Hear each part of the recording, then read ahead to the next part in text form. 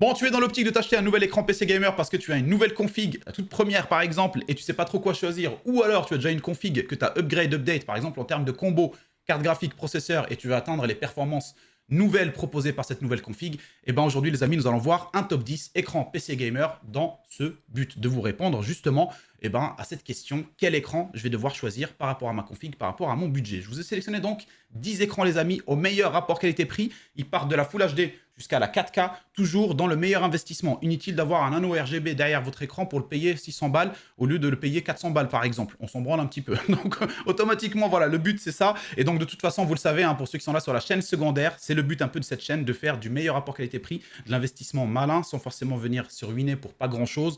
Et donc si tu es nouveau, hein, toi ici, mon ami, n'hésite pas à t'abonner, c'est gratuit. Voilà, laissez ton petit pouce bleu comme d'habitude. Si tu as des questions aussi, n'hésite pas à les poser en commentaire. Et merci à chaque fois, je le redis, à toutes les personnes qui ont, lors de lancement de cette chaîne-là, donc le lancement de base qui s'est fait il y a peut-être un mois et demi, on voyait un maximum de force. Je peux que le voir hein, sur les statistiques, c'est ultra positif. Merci beaucoup les copains, je compte quand même vous remercier.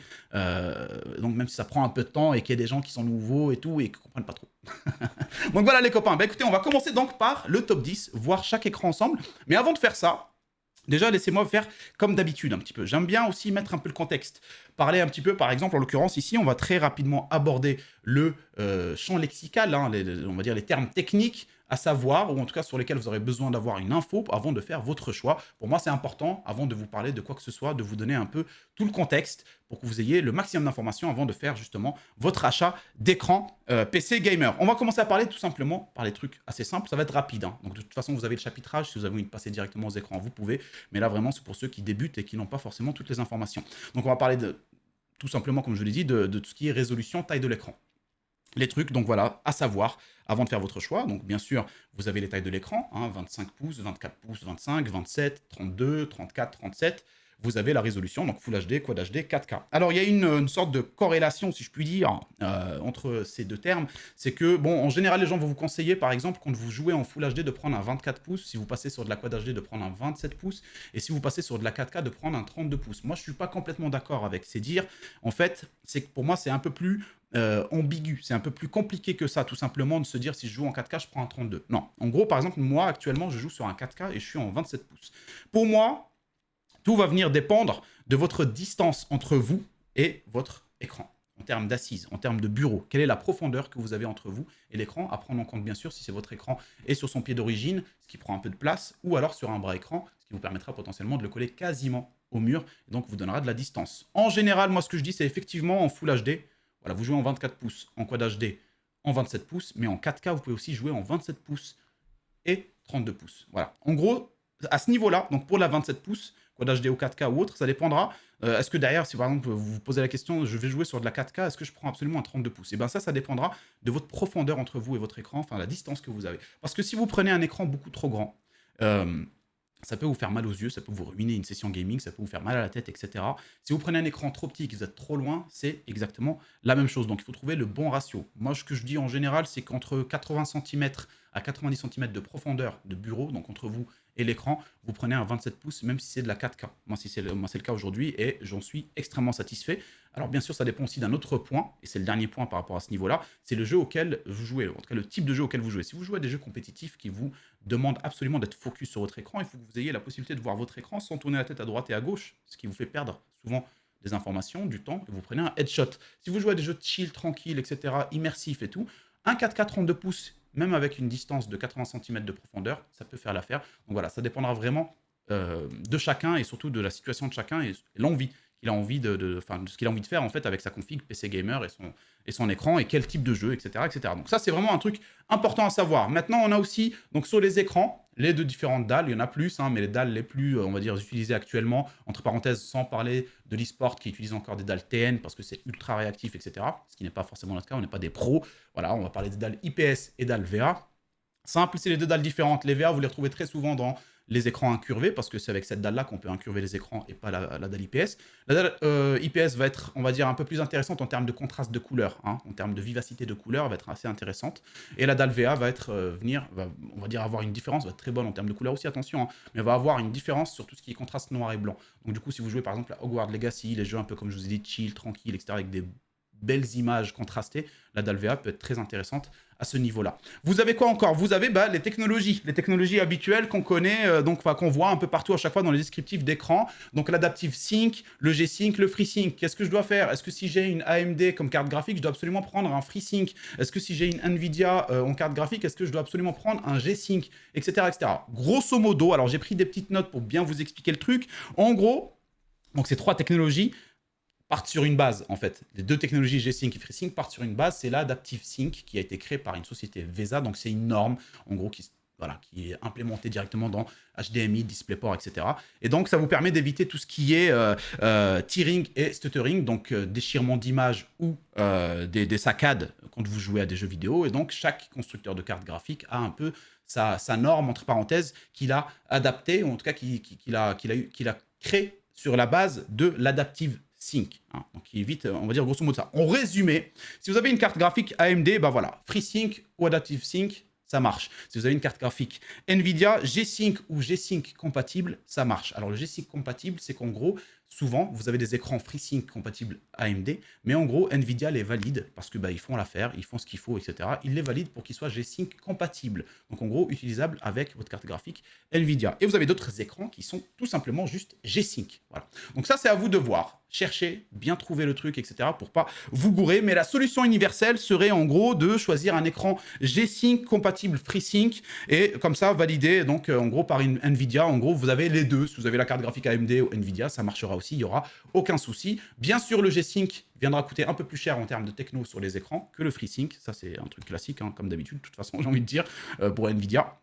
Et puis voilà, vous avez quoi encore? Vous avez le HDR, alors le HDR10, HDR400, vous en avez plein des HDR. Pour ceux qui veulent aller plus loin, vous pouvez tout à fait rechercher pour pas qu'on ait une vidéo qui dure extrêmement longtemps. Le HDR va venir améliorer les couleurs, les contrastes, la luminosité. En général, quasi tous les écrans ont cette technologie-là. Et puis plus vous montez en gamme, plus vous avez des HDR beaucoup plus intéressants. Qu'est-ce qu'il faut savoir aussi? Voir si votre écran est compatible VESA. VESA, pas la VESA qui a créé, pas la société, on va dire, enfin, pas la même chose, quoi. VESA derrière, donc pour venir l'accrocher sur un bras écran. Donc vous avez les VESA 75 100, donc 75 par 75 ou 100 par 100. Alors en général, de ce que j'ai pu remarquer sur les bras écran, mis à part cas exceptionnel, j'imagine que ça existe, en général, quand vous avez un bras écran 75, il est aussi compatible 100.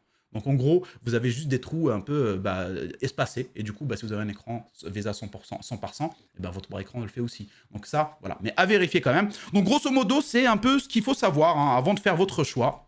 Et puis bien sûr, le plus important, c'est votre budget et surtout la config que vous avez, donc sur quel type d'écran vous allez partir, tout simplement. Voilà les amis, hein, pour donc un peu le résumé de tout ça, voilà, pour vous donner un peu un max de détails sur les différentes choses à savoir avant de faire votre choix. Et on va commencer, donc on est très bien, voilà, 7 minutes avec tout ce qui est intro et explication champ lexical. On va commencer par le premier écran, je pense que je n'ai rien oublié. On va commencer donc ici par un AOC Gaming en 24 pouces, 180 Hz en taux de rafraîchissement. Donc il est compatible FreeSync, G-Sync et Adaptive Sync. Donc voilà, vous avez carte graphique AMD comme je disais ou Nvidia, vous êtes pépère. HDR10 en termes d'amélioration des couleurs, lumière, etc.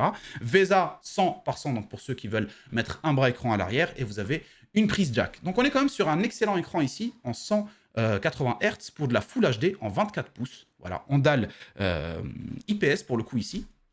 Pour ceux qui ne veulent pas se ruiner, voilà, c'est parfait. 107 €.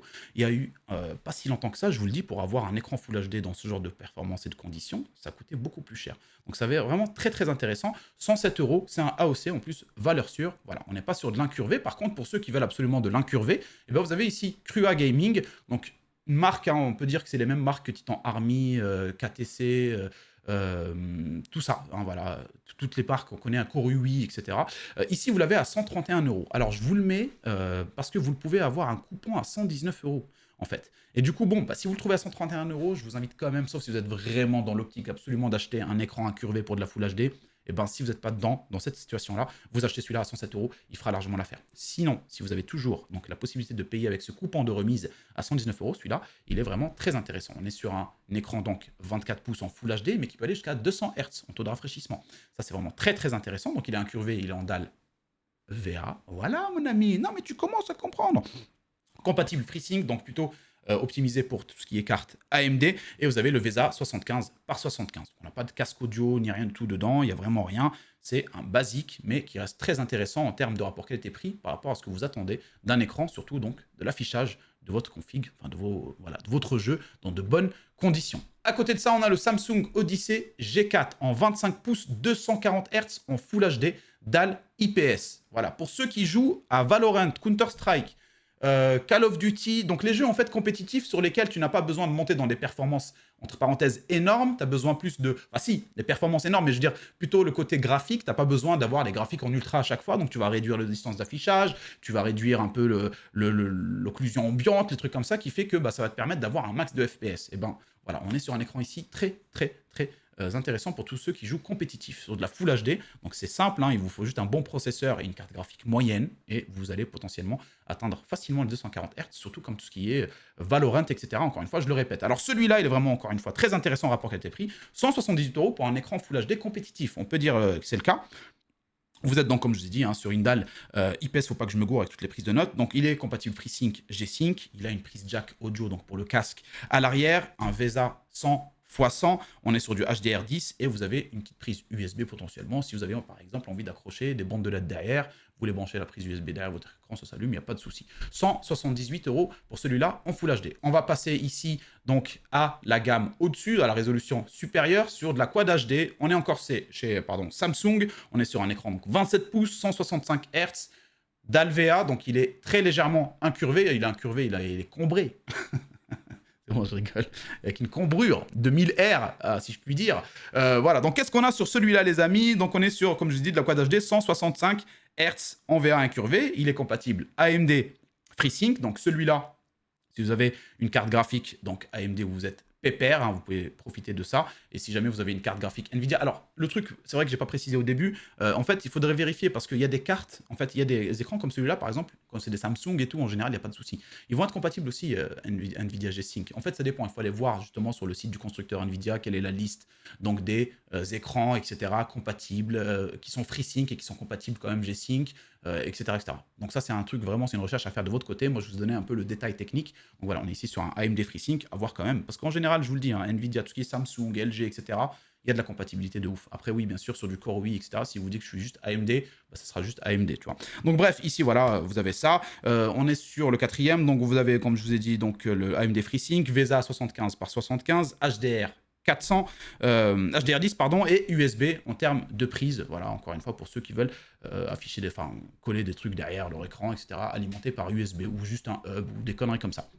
Alors voilà, ça c'est un écran très intéressant pour de la Quad HD en termes de prix. Hein. Ce prix-là, il n'était pas existant il n'y a pas si longtemps. On avait les Core UI qui étaient pas des Samsung et qui étaient à 180, 190 pour de la Quad HD à 144. Hein. Je me rappelle, il n'y a pas si longtemps. Là maintenant, on est sur de la 165 Hz sur de la Quad HD, donc on est vraiment super bien. À 179 €, c'est vraiment pas cher.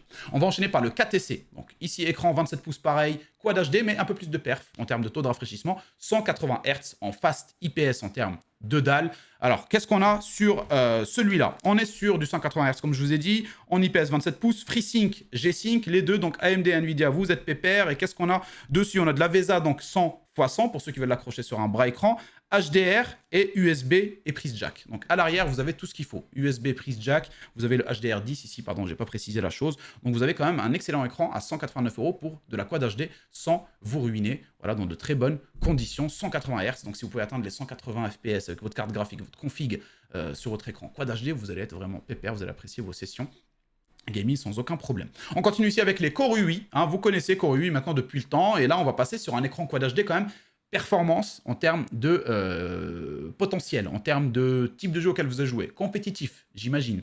240 Hz pour celui-là, les copains. On est donc sur un écran ici, Quad HD 240 Hz, 27 pouces en dalle VA. Il est compatible, donc Adaptive Sync et FreeSync. Donc là, il y a de fortes chances à ce qu'il soit compatible G-Sync Nvidia. Il faut juste vérifier, mais dans tous les cas, vous avez l'Adaptive Sync et le FreeSync dessus. VESA 100 par 100, HDR 400 là pour de la Quad HD, prise jack pour l'audio et 4 ports USB. On peut dire qu'on a un mini hub USB à l'arrière. Et ça, c'est vraiment stylé. 4 ports USB sur lesquels vous allez pouvoir brancher, je sais pas moi, des lumières, recharger vos conneries si vous jouez pas, vos souris ou je sais pas, votre télé, enfin plein de trucs. Voilà, en tout cas, vous avez 4 prises USB. On va pas dire non, on a toujours en galère un petit peu de prise USB. Là, vous avez carrément un mini hub implémenté, enfin en tout cas, ajouté à votre écran. et pour la modique somme de 289 €. Alors, vous l'avez comme neuf ici à 278. Et là, c'est une promotion visiblement à durée limitée. À voir ce que ça vaut sur du long terme. Quand je regarde un peu le truc Kipa, on va dire l'historique des prix, on est à 309 € en général. Donc en moyenne, hein, bon, ça monte des fois à 369, mais je pense que personne n'achète. 309, et puis là, d'un coup, hop, c'est passé à 289. Alors, si vous le retrouvez à 309 pour un écran de 140 Hz en Quad HD, il est encore largement acceptable, hein. De base, je me suis basé sur le prix basique, pas sur la promotion. Si vous le retrouvez donc plus en promotion, ben vous l'avez comme neuf à 278 € si jamais vous êtes prêt à l'acheter d'occasion, entre parenthèses, mais comme neuf pour le coup. Voilà pour cet écran Quad HD que je trouve très très intéressant. Encore une fois, là, si vous jouez par exemple, si vous êtes dans le genre à jouer à des jeux compétitifs, mais vous voulez quand même être en Quad HD pour avoir une meilleure, forcément, hein, résolution, forcément, meilleure qualité dans tous les cas, et ben celui-là, il est parfait. 240 Hz. En Quad HD, par contre, il faut avoir une config quand même un peu plus conséquente. Je pense une bonne petite 7800 XT avec un 5800X, comme la config que j'ai actuellement, avec laquelle je joue en 4K. Sur de la Quad HD, je suis ultra à l'aise, surtout pour les jeux compétitifs, pour atteindre les 240 FPS sans aucun souci. On va enchaîner ici avec le AOC. Pareil, Quad HD pour le coup ici, en 27 pouces. Alors, le Quad HD 27 pouces ici. Alors, attendez, il faut que je me retrouve un petit peu. On est sur le combien là? 1, 2, 3... 4, 5, 6, 7 sur le 7e. J'ai pas écrit les noms, j'ai écrit 1, 2, 3, 4, 5, 6, 7. On est donc sur, ici pareil, les mêmes performances plus ou moins que le précédent, à 240 Hz en DAL VA pour le coup, hein. Donc voilà, en DAL VA, on a donc l'Adaptive Sync et le FreeSync. Alors attendez, pourquoi que je me gourre? 1, 2, 3, 4, 5, 6, 7. Ouais, c'est ça, je suis bien sur le... Je me disais, attends, je suis pas en train de lire le mauvais. Donc voilà, vous avez donc ici le AOC. Pareil, type compétitif, mais plutôt orienté donc Quad HD hein, en termes de résolution et de qualité. 286 €, donc c'est vraiment pas énorme à la rigueur. Si jamais vous tombez sur celui-là, il est à 309 € et que vous n'avez pas envie de le prendre à ce prix-là ou comme neuf à 278, et ben voilà, vous avez celui-là, il coûte un peu moins cher. Voilà. En gros, la différence entre les deux, c'est que ici, ça va être une dalle IPS et celui-là, ça va être une dalle VA. Donc, en gros, l'idée était de proposer les différentes dalles pour de la Quad HD autour de 240 Hz. Oh putain, j'en peux plus, frère. Et je bouffe mes mots. J'en ai marre. Donc 240 Hz pour de la dalle VA ou IPS, donc selon ce que vous cherchez. Mais en tout cas, les prix restent quasiment les mêmes hein, entre les deux. Alors pour celui-là, du coup, on est sur un VESA 100 par 100, HDR 400, prise jack, et pareil, on a à l'intérieur un petit port USB, port USB, un petit hub USB de 4 ports qui vous permettra de brancher énormément de choses dessus. Attends, je crois qu'on peut le voir en plus ici. Ouais, voilà, Théma.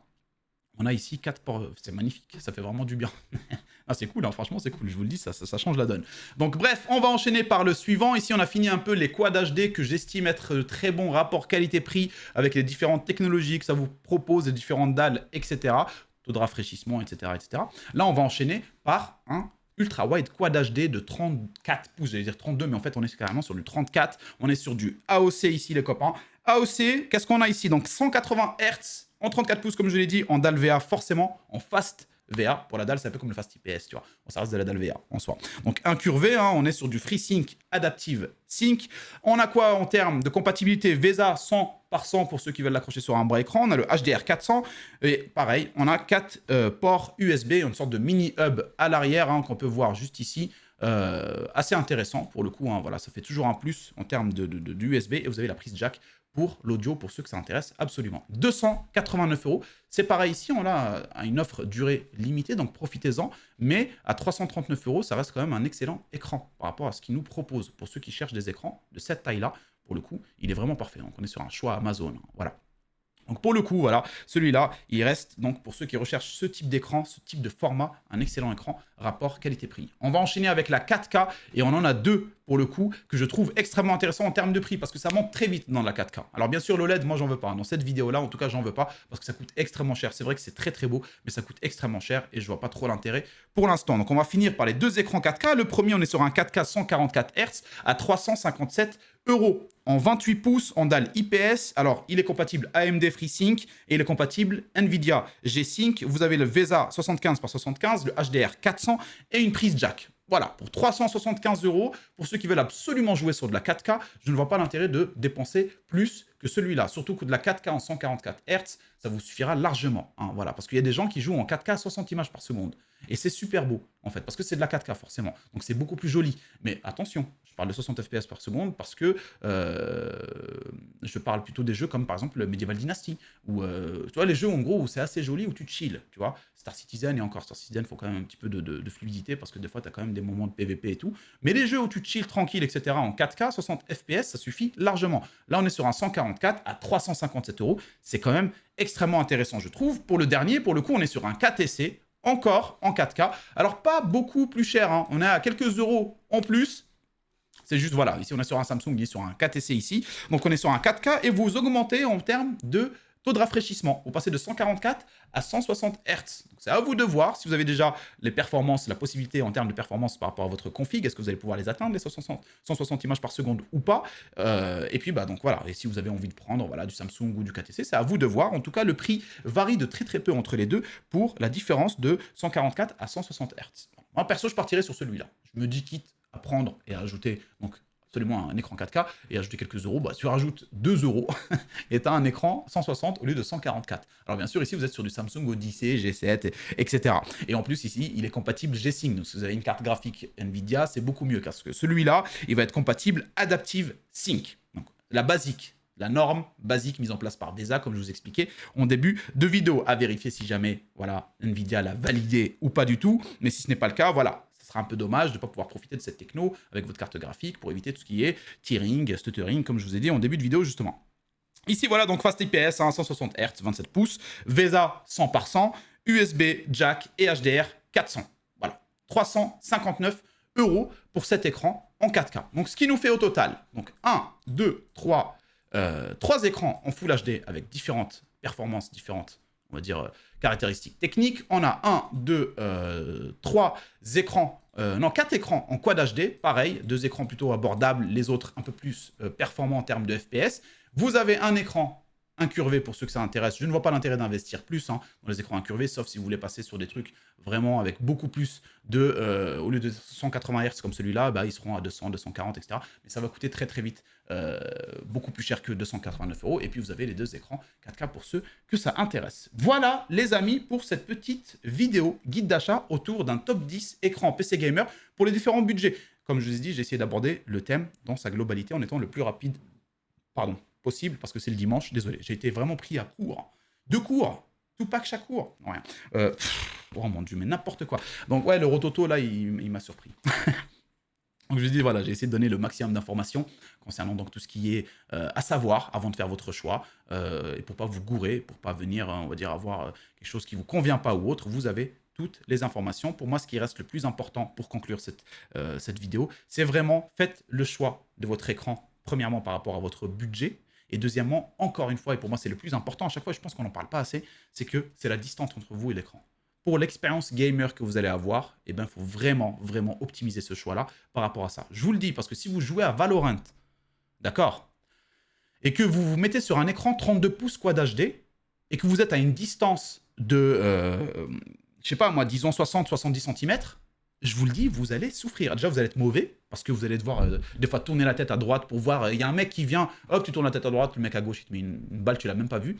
Et en plus de ça, vous allez avoir mal aux yeux et parfois à la tête. Donc si vous jouez par exemple des jeux comme Rocket League où ça tourne dans tous les sens, des trucs comme ça, en plus sur un écran qui est assez trop proche de vous et trop grand, ça va vous ruiner la gueule. Donc ça, pour moi, c'est quasiment même, je dirais peut-être même le plus important, le choix le plus important avant même le budget. C'est-à-dire choisir la taille de votre écran par rapport à votre distance. Ou alors, dans ce cas-là, si vous voulez absolument avoir un 32 pouces, démerdez-vous pour vous arranger pour que votre écran soit assez loin de vous pour que pas vous ayez des problèmes de yeux et de tête au bout de 1 an d'utilisation. Voilà les amis, hein, écoutez, je pense que j'ai abordé le sujet dans sa globalité. Si vous avez des questions, n'hésitez pas. Si vous avez des propositions d'écran que vous avez, par exemple vous, que vous avez testé et que vous en êtes très très satisfait, n'hésitez pas à le partager avec tout le monde en commentaire. Merci encore une fois aux personnes présentes qui ont regardé la vidéo jusqu'au bout. Je vous fais un gros bisou les amis et puis je vous dis à mercredi sur la chaîne principale. Portez-vous bien et bon début de semaine. Ciao, ciao.